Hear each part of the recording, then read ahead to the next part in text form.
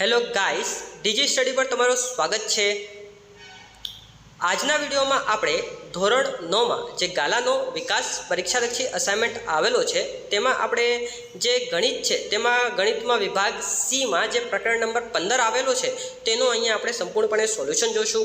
તો એમાં પહેલા નંબરનો સવાલ તમને એમ પૂછેલો છે કે એક શહેરના મંદિરની સામેથી 1 કલાક દરમિયાન પસાર થતા વાહનોની સંખ્યાની માહિતી તમને નીચે મુજબ આપેલી છે। તો વાહનોનો પ્રકાર તમને આપેલો છે કે દ્વિચક્રી વાહન, ત્રિચક્રી વાહન અને ચતુર્ચક્રી વાહન છે। તો દ્વિચક્રી વાહનની સંખ્યા 90 છે અને ત્રિચક્રી વાહન 35 અને ચતુર્ચક્રી વાહન છે એ 25 છે।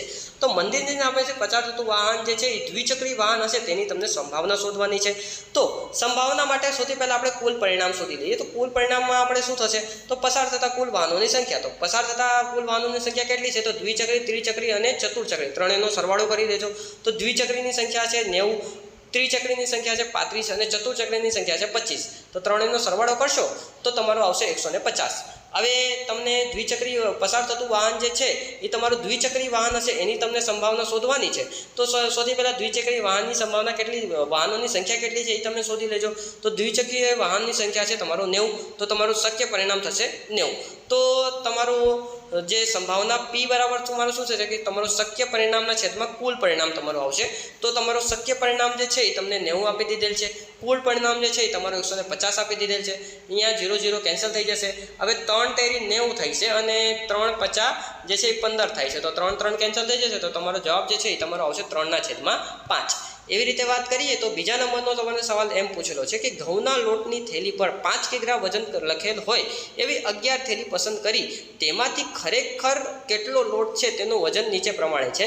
તો એકમાં જે છે 4.97, 5.5, 5.08, 5.03, 5 અને 5.06, 5.08, 4.98 એટલે 5.05, 5.07 ને 5 આમ રીતે યાદચ્છિક રીતે જે છે એ પસંદ કરેલા લોટમાંથી લોટનું વજન 5 કિગ્રા ધરાવતું વજન હોય એ આપણને શોધવાનું છે।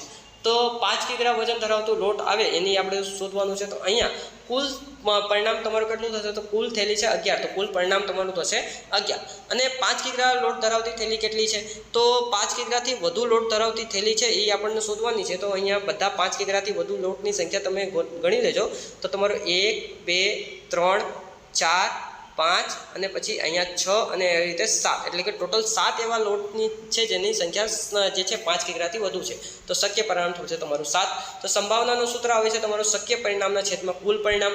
તો શક્ય પરિણામ તમને 7 આપી દીધેલ છે, કુલ પરિણામ તમને 11 આપી દીધેલ છે। તો તમારો જવાબ છે 7/11। એવી રીતે ત્રીજા નંબરનો સવાલ છે કે 3 સિક્કા એક સાથે 500 વખત ઉછાળવામાં પ્રયોગમાં તમને છાપની સંખ્યા જે છે નીચે કોષ્ટકમાં આપેલી છે।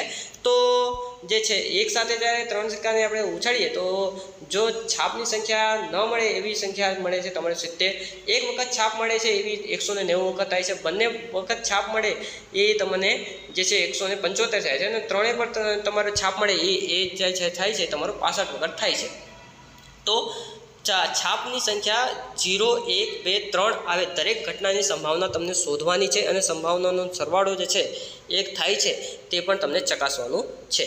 તો આપણે સૌથી પહેલાં આપેલ ઘટનાના કુલ પરિણામ તમારા 500 થશે। હવે છાપની સંખ્યા 0 મળે એટલે કે 3 વખત ઉછાળે, ત્રણેય સિક્કાઓમાં એક વખત છાપ ન મળે એવી ઘટના થાય છે 70 વખત। તો છાપની સંખ્યા 0 મળે તે ઘટના જે છે એ તમારું 70 થશે। તો શક્ય પરિણામ તમારું થશે 70। તો અહીંયા સંભાવના બરાબર શક્ય પરિણામના છેદમાં કુલ પરિણામ। તો શક્ય પરિણામ જે છે એ તમારું 70 થશે અને કુલ પરિણામ જે છે એ તમારો 500 થશે। તો તેને સાદું રૂપ આપશો તો તમારો જે જવાબ છે એ 0.14 થશે। એવી રીતે વાત કરીએ તો તમને હવે છાપની સંખ્યા 1 મળે એની સંખ્યા શોધવાની છે। તો છાપની સંખ્યા 1 મળે તેના માટે શક્ય પરિણામ છે તમારું 190। તો છાપ 1 મળે તેની શક્ય પરિણામોની સંખ્યા 190। હવે તમારા સંભાવનાનું સૂત્ર આવે છે શક્ય પરિણામના છેદમાં કુલ પરિણામ। કુલ પરિણામ તમને 500 આપેલો છે, શક્ય પરિણામ તમારો અહીંયા 190 થશે, 0 0 તમારો કેન્સલ થઈ જશે। તમે સાદું રૂપ આપશો તો તમારો આવશે જવાબ 0.38। એવી રીતે વાત કરીએ તો છાપની સંખ્યા 2 મળે તેની સંખ્યા શોધવાની છે। તો છાપની સંખ્યા 2 મળે તેની સંખ્યા કેટલી છે તો તમે અહીંયા જોશો તો 175 છે। તો તમારું શક્ય પરિણામ 175 થશે। તો શક્ય પરિણામના છેદમાં જે કુલ પરિણામ છે એ કરશો તો તો શક્ય પરિણામ તમારું 175, 175ના છેદમાં તમે 500 કરી દેજો. સાદુરૂપ આપશો તો આવી રીતે તમે સાદુરૂપ આપશો ને તો ત્યારે તમે સાદુરૂપ આપશો તો તમારો જવાબ છે જે 0.35 મળી જશે. એવી રીતે વાત કરીએ તો છાપની સંખ્યા 3 મળે તેની સંભાવના તમને શોધવાની છે. તો છાપની સંખ્યા 3 મળે એ તમારી 65 વખત થાય છે. તો તમારું શક્ય પરિણામ જે છે એ તમારું 65 થઈ જશે.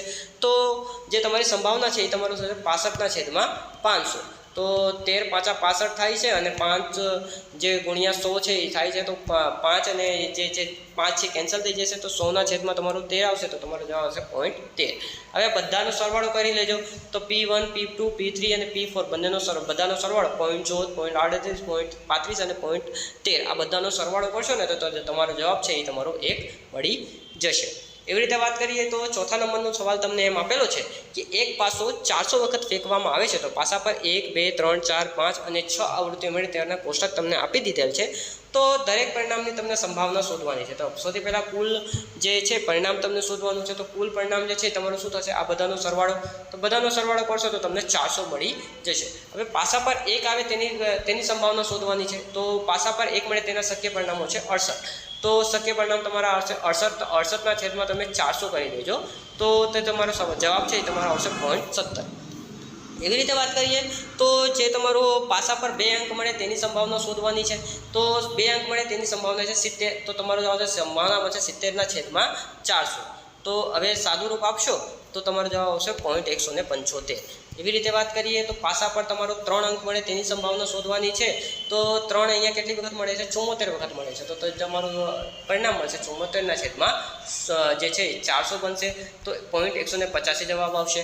એવી રીતે પાસા ઉપર જે છે તમારો 4 આવે એ શોધવાની છે. તો તમારી સંભાવના મળશે 54ના છેદમાં 400. તો એને સાદુરૂપ આપશો તો 54ના છેદમાં 400 આવશે 135. એવી રીતે વાત કરીએ તો 5 આવે એની સંભાવના તો તમારો આવશે 70 છે. 5 શક્ય પરિણામ તો તમારું આવશે 70ના છેદમાં 400. તો સાદુરૂપ આપશો તો 0.175 જવાબ આવી જશે. એવી રીતે 6 મળે એની સંભાવના છે તમારો 64. તો તમારું શક્ય પરિણામ થશે 64 અને કુલ પરિણામ છે તમારો 500.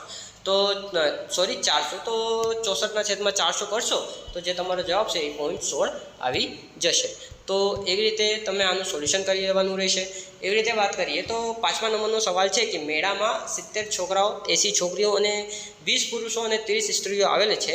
ઇનામ આપવા માટે એક વ્યક્તિએ યાદચ્છિક રીતે પસંદ કરવામાં આવે તો તે સ્ત્રી હોય તેની સંભાવના તમને શોધવાની છે. તો અહીંયા જે છે સ્ત્રીઓ પુરુષો અને બધાની સંખ્યા આપી દીધેલ છે. 70 છોકરાઓ છે, 80 છોકરીઓ છે, 20 પુરુષો અને 30 સ્ત્રી છે. બધાનો સરવાળો કરી દેશો તો બધાનો સરવાળો જે છે એ તમારો 200 આવી જશે. તો તમારો કુલ પરિણામ જે છે એ તમારો 200 થશે. હવે જે યાદચ્છિક રીતે પસંદ કરવામાં આવેલ વ્યક્તિ સ્ત્રી હોય તેની સંભાવના શોધવાની છે. તો ઇનામમાં પસંદ કરેલ વ્યક્તિ સ્ત્રી હોય તેની સંભાવના તમારો કેટલી થશે? 30 થશે. તો શક્ય પરિણામ તમારું થશે 30. તો તમારી સંભાવના જે છે શક્ય પરિણામના છેદમાં કુલ પરિણામ. તો શક્ય પરિણામ છે તમારું 30 અને કુલ પરિણામ છે તમારો 200. તો સાદુરૂપ આપશો તો જે તમારો જવાબ છે એ તમને મળી જશે 0.15.